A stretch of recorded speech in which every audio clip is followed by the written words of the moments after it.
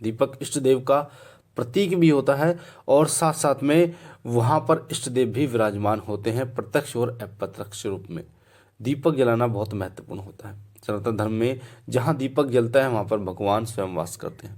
दीपक जहाँ जलता है वो नकारात्मक अंधेरी रात को, यानी कि अंधेरे को मिटाकर उजाले को आपके घर लेके आता है, यानी कि नकारात्मक ऊर्जा का नाश करता है और सकारात्मक ऊर्जा आपके घर में वास करती है।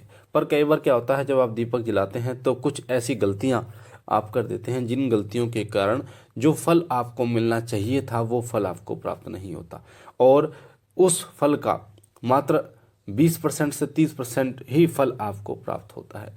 इसलिए कई बार आपकी इच्छाओं को पूर्ण होने में बहुत ज़्यादा टाइम लगता है।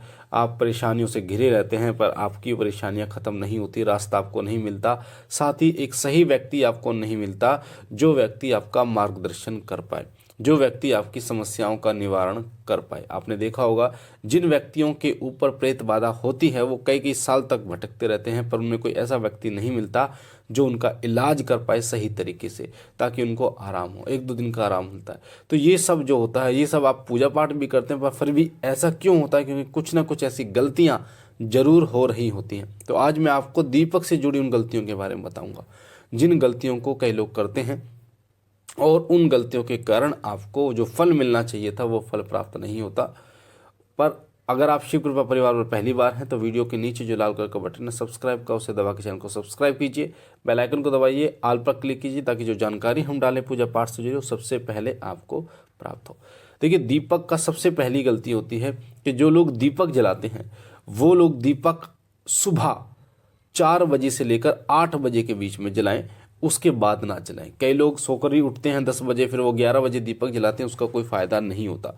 क्योंकि जो 4 बजे से लेकर 5 बजे का समय ब्रह्म मुहूर्त का कहा जाता है और 8 बजे तक भोर होता है, 8 बजे तक आप दीपक जला सकते हैं।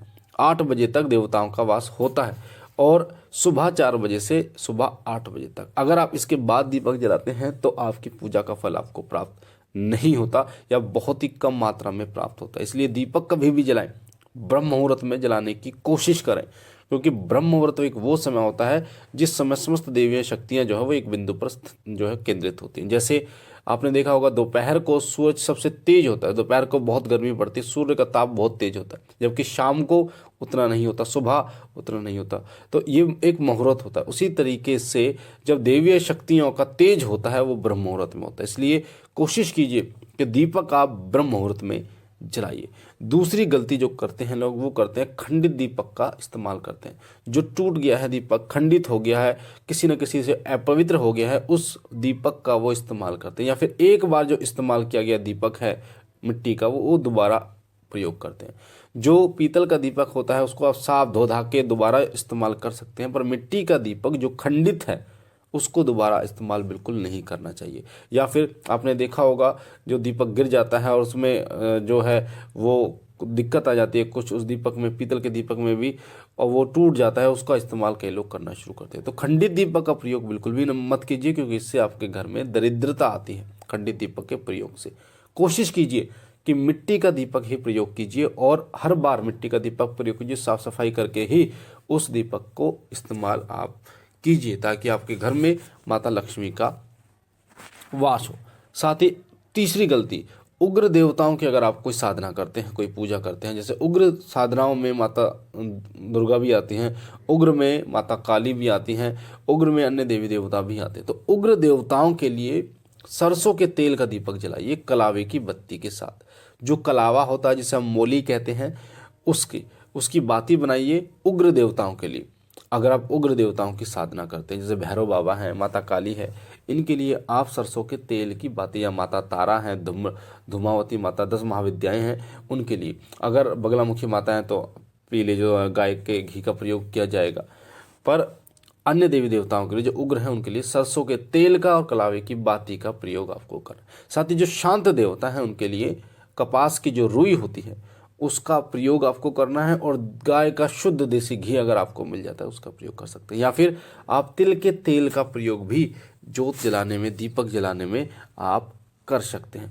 तो शांत जो देवी देवता उनके लिए रुई का प्रयोग कीजिए और घी का, या फिर जो आपका सामर्थ्य है उसका आप प्रयोग कीजिए। साथ ही जो पांचवी गलती अधिकतर लोग करते हैं कि वो पूजा के बाद आरती नहीं करते, जिससे पूजा का पूर्ण फल प्राप्त नहीं होता। देखिए, आरती करने का जो विधान है वो हमारे धर्म ग्रंथों में शुरू से है। आरती का मतलब होता है कि आप अपनी पूजा को पूर्ण कर रहे हैं, आपकी पूजा को पूर्णता प्रदान करती है, वो है आरती। आपकी पूजा में जो भी विघ्न आते हैं, जो भी आपकी गलती होती है, उसकी क्षमा याचना का जो फल आपको प्राप्त होता है वो होता है आरती में। आरती का प्रभाव इतना अधिक होता है, मैं आपको बता दूं कि जब आरती चलती है ना, जब आरती चलाई जाती है, आरती गाई जाती है, आरती की जाती है, तो वहाँ पर उसी समय देवताओं का वास होता है। आप बालाजी जाइए, बालाजी में आरती चलती है तो वहाँ पर आप देखिए शक्तियाँ कैसे कार्य करती हैं। बाबा त्रिलोक भारती के दरबार में आरती का विशेष महत्व होता है, वहाँ पर आरती जरूर की जाती है और आरती में ही संकट काटे जाते हैं। आरती के समय ही देवीय शक्तियाँ अपने अपने रुद्र रूप में आती हैं, रोंगटे खड़े हो जाते हैं उन शक्तियों के, और वो नकारात्मक शक्तियों को नष्ट करती है। जब आप आरती करते हैं तो आपके इष्ट देव के रोंगटे खड़े हो जाते हैं कि मेरे होते हुए मेरे सेवक पर विपदा कैसे आ सकती है, मेरे होते हुए मेरे सेवक की इच्छाएं पूर्ण क्यों नहीं हो रही, मेरे होते हुए मेरे सेवक के घर में नकारात्मक शक्तियां, उसके शरीर में नकारात्मक शक्ति कैसे। तो आरती जो है वो एक बल प्रदान करती है।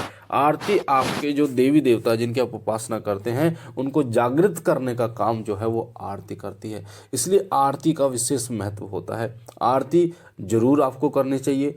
कपूर से अगर आप आरती करते हैं तो इससे अच्छी बात कुछ हो ही नहीं सकती, क्योंकि जो कपूर की जो आरती है वो आपके घर को सुगंधित करती है, सकारात्मक ऊर्जाएं आपके घर में वास करती हैं। कपूर के द्वारा की गई आरती से आपका जो घर है वो पावन बनता है, पवित्र बनता है, आपके घर में देवी देवताओं का वास जो है वो होता है, इसलिए आरती करना विशेष महत्व होता है। आरती के समय अगर जो गुड़ होता है, गुड़ में थोड़ा सा घी डालकर और कंडे के ऊपर थोड़ा कपूर डालकर अगर आरती की जाए तो इससे उत्तम कुछ हो ही नहीं सकता, इससे उत्तम कुछ हो ही नहीं सकता, क्योंकि इससे क्या होता है आपका पूरा घर सुगंधित हो जाता है और देवता आपके घर में आकर्षित होना शुरू हो जाते हैं। इसलिए आरती का विशेष महत्व है। आरती आपको जरूर करनी चाहिए, और आरती जब भी करें तो बोल बोल कर करें और पूर्ण भक्ति भाव से आरती आपको करनी है, और इस भाव से करें कि मैं इष्ट देव के चरणों में समर्पित हूँ और उनके चरणों में सेवा के लिए मैं आया हूँ। तो ये 5 गलतियाँ बिल्कुल भी ना करें जो मैंने आपको बताई है, ताकि आपको पूर्ण फल प्राप्त हो सके। मुझे आशा है ये जानकारी आपको अच्छी लगी होगी। पहली बार चैनल पे है शिव कृपा परिवार पे, तो वीडियो के नीचे जो लाल कलर का बटन है सब्सक्राइब का, उसे दबा के चैनल को सब्सक्राइब कीजिए, बेल आइकन को दबाइए जो सीधे हाथ पे बटन है। मुझे आशा है ये जानकारी आपके जीवन को और ज़्यादा सुधारेगी, आपके जीवन को एक नई दिशा देगी।